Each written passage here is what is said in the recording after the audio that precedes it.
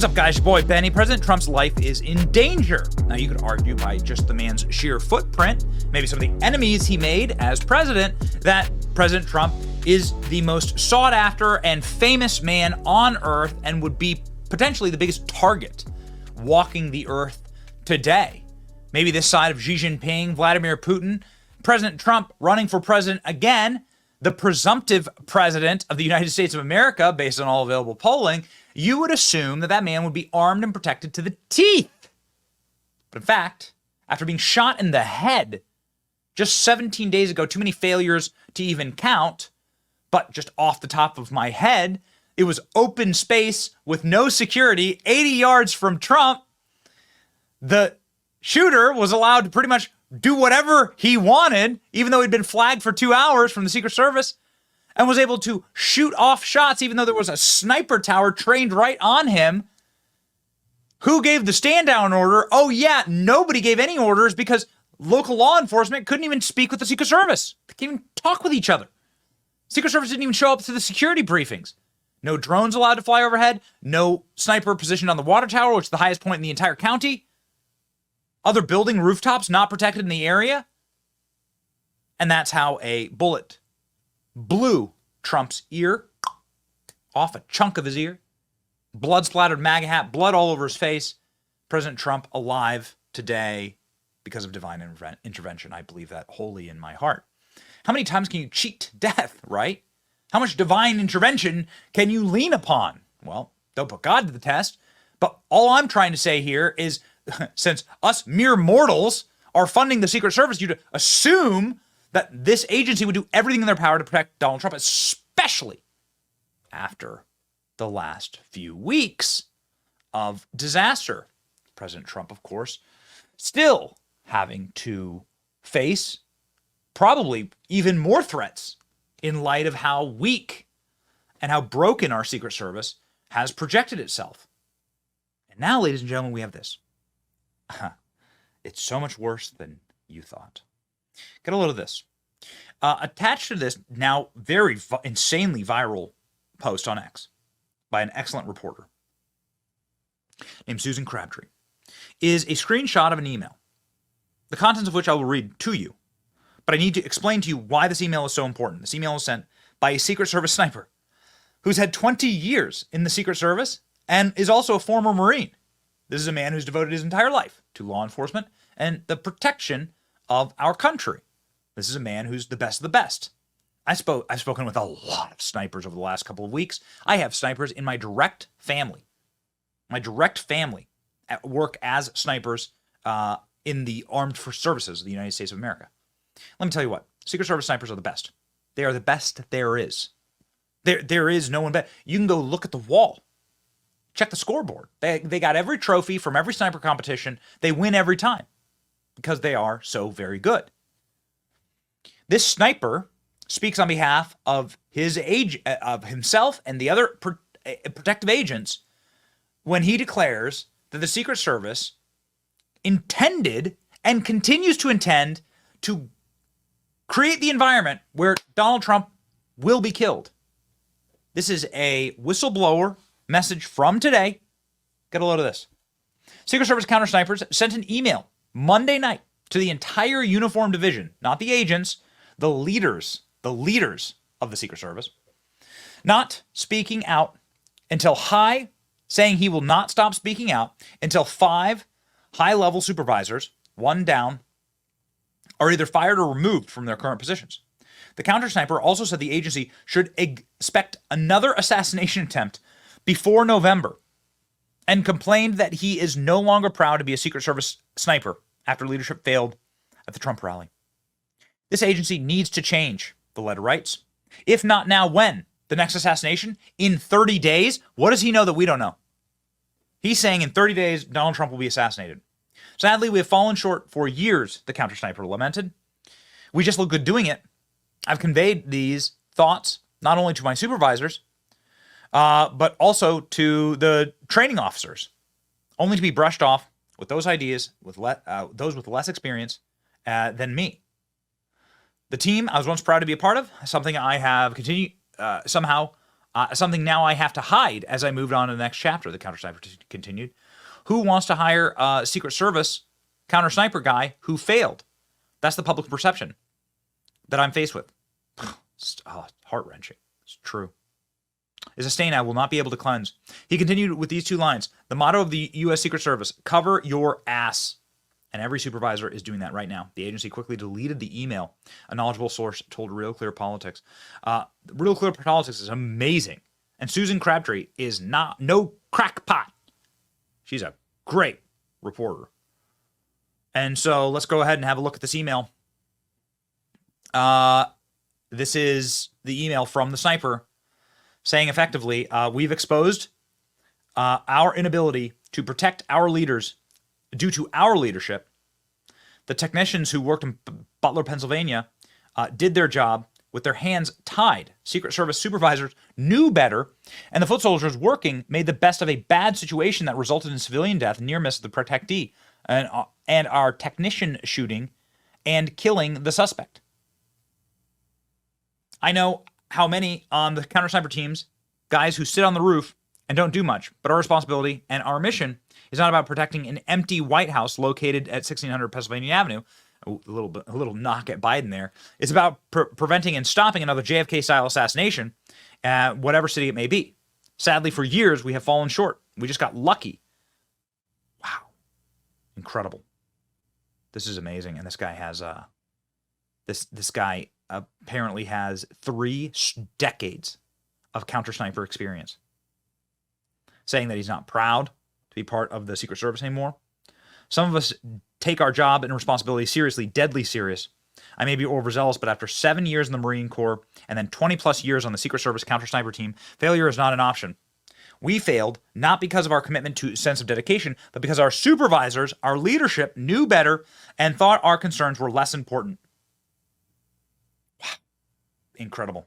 This whistleblower, their testimony was brought up today in the Secret Service hearing in the Senate. And this letter was asked about. We'll play you that clip in just a moment. Hear from Charlie Kirk. The reason why this is very important from Charlie is because I work with Turning Point USA. I love speaking at their events, right? We just have a friendly relationship and they invite me to go speak, okay? Love going and speaking at Turning Point events.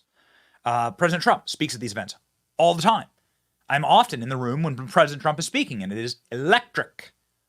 I was just backstage in Detroit, and President Trump walked in. We got to shake hands. It was awesome. President Trump spoke in Detroit at Turning Point, and we had a great time. It was amazing to see. Got to see his motorcade pull up backstage. It was awesome. Charlie Kirk has this to say.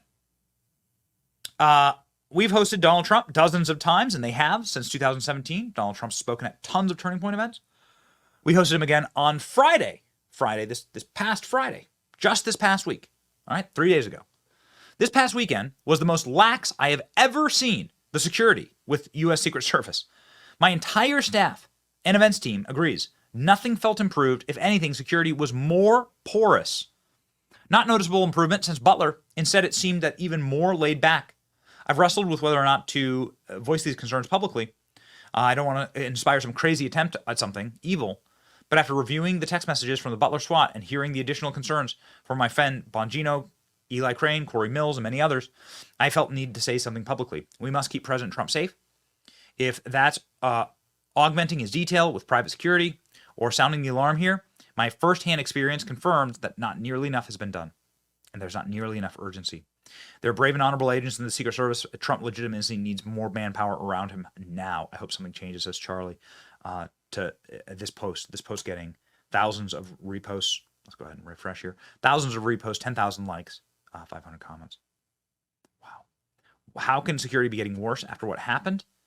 This is why I decided to say something publicly. I have no idea, says Charlie. Incredible. President Trump himself insinuating that this might have been an inside job and that they're sad that he's not dead.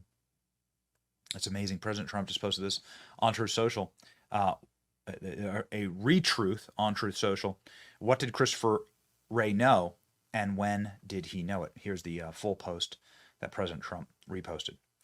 If you want to know who ordered the assassination of Donald Trump, read Truth. Yikes. Holy moly. Well, there it is, ladies and gentlemen. The failures of your federal government laid bare. No accountability. No accountability. No accountability. Here's Marsha Blackburn, Senator Marsha Blackburn, from the Senate hearing asking about this letter, and the now acting director of the Secret Service going, we're going to look into that. Psh. Okay. Hope they do it fast. And as ever, pray for President Trump. It's your boy Benny. Like, share, and subscribe. See ya. Thank you, Mr. Chairman. Thank you to each of you for your patience and for being here today. Director Rowe, I want to come to you first because a counter sniper has decided to speak out about the culture at your agency, and I think it is very telling. And he sent an email, and I'm going to quote from that. If this agency needs to change, and if not now, when? The next assassination in 30 days? But here's what I want to talk with you about, because in this email, he says, and I'm quoting again, the motto of the USSS is CYA. And every supervisor is doing it now. That's the end of his quote. So you're the guy in charge. And you're one of those supervisors. You've been a career guy there at the Secret Service. The public has lost trust in the ability to execute the mission, to protect.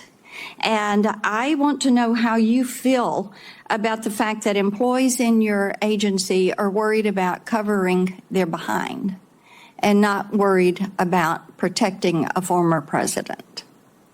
Thank you, Senator. So I'm hurt by that email, but not in the way you think I'm saying it. I'm hurt because my people are hurting right now. We need them. Then why did somebody delete the email? I'll get back to you on that, Senator. The agency deleted the email. But may I address your question? And, yes, and, please. I will get back to you as to whether yes. the email was deleted or not. My agency is hurting. Emotions are raw. I actually want to hear more from that UD officer, that technician. In his email, he referenced that he had spent time serving our nation as a United States Marine, that he is a 20-year professional of the Secret Service. I am committed to being a change agent, meaning I am committed to reviewing some of these things. I looked at the points in his email very quickly. I saw it as I was on my way over here this morning. I want to have further conversations, not only with him, but also the counter sniper supervisors. If I may step back in, sir. Yes, ma'am. All right. So you want to talk with him. What about other whistleblowers? What about this culture? Are you going to allow these whistleblowers to speak out? Because it is troublesome if somebody went into the server and deleted that email. I would hope you will get to the bottom of that and be able to provide some answers. Because this is, as you have heard from both sides, this is a situation that cannot be allowed to happen again. Yes, ma'am. Ever. Mr. Abate, and am I saying your name properly? We've heard it pronounced 3 different ways today in the hearing. Abate, Senator. Abate. Yes. Okay. Thank you. You had mentioned a social media account that espoused anti-immigrant, anti-Semitic views, but you did not say what platform that was on and what the username was.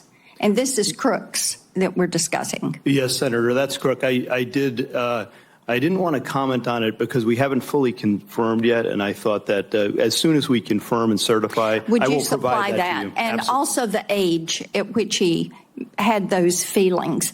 And then we understand that the Gab account is pro-immigration, pro-lockdown, leftist views. Is that accurate? I haven't seen it directly, but I believe from what I've been told, that is accurate. With the Gab account, we're also, though that's been publicly revealed through the CIO and other things, we're still working to certify and verify that that's his account also. But it does have differing points of view, it would appear. Okay. And what age and how fresh is that Gab account? The Gab account Based on my recollection, the comments in there or the messaging is from about 2021, I believe. Okay. And the other preceded that? Maybe he was age 14? Yes, Senator. The other account that we talked about was in the 2019-2020 timeframe. So it would have been in the couple years right before the Gab Right messaging. before that. Yes. Are there other accounts that you all are currently verifying and receiving information from? We are. We've, as I mentioned, we've issued a bunch of legal process, and we're still awaiting returns from a number of the companies, to include other social media companies as well. Okay. Well, my time has expired. Thank you for your patience today. Thank you for the information. We look forward to getting more information. And Director Rowe, we are going to hold you to being a change agent because things at the Secret Service absolutely have to change. Thank you, Mr. Chairman.